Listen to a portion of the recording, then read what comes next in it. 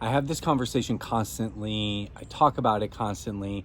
I most likely have spoken about it on here as well.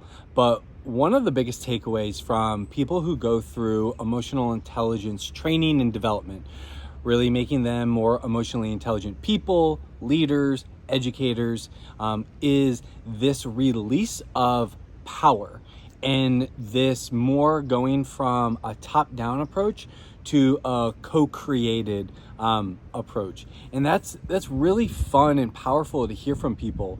The best way that I describe it to people when talking is within the dynamics of their organizations, their teams, their classrooms. It goes from a triangle approach to a circle approach, and they really work on the release of power. Educators, specifically in that world, really struggle with what to do with this power dynamic.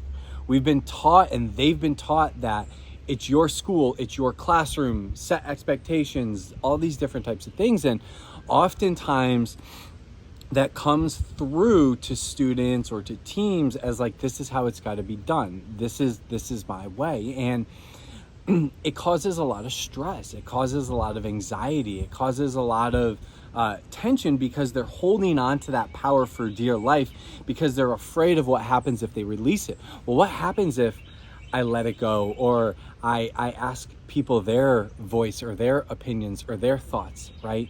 And so when they start to develop their own skill set around being more emotionally intelligent for themselves, and what does that look like in the dynamics of relationships and trust in teams and all these different things, all of a sudden it shifts from this tight stress and disconnect to connect, ease, and flow, because they transfer power. It's no longer I'm the power holder and all of you have to do as I say. Instead, it's saying, hey, we're all in this together.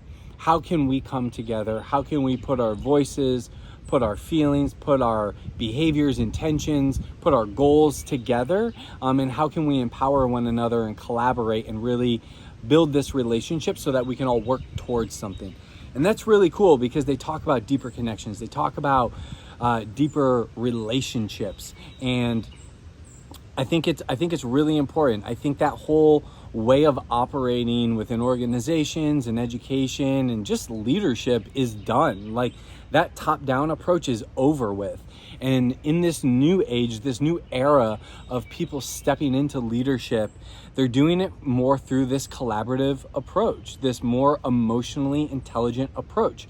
How can I take my title, take my role, take what I have to do, and how can I really foster this sense of trust? How can I foster these tight relationships and really be able to move towards something together, rather than fear of what happens if I release some of this power? So that's really cool to see. It's really, it's almost like a weight is lifted off their shoulders when they go through that transition in their experience. And so that's something I've noticed. If you have thoughts, if you have comments, if you have other insights, and maybe you've noticed things as well, let me know. I'd love to hear. But it's really, really fun hearing people go through developing their emotional intelligence and the way that they lead and interact with people, and go from this, this power struggle or power dynamic to we actually can just do it all together.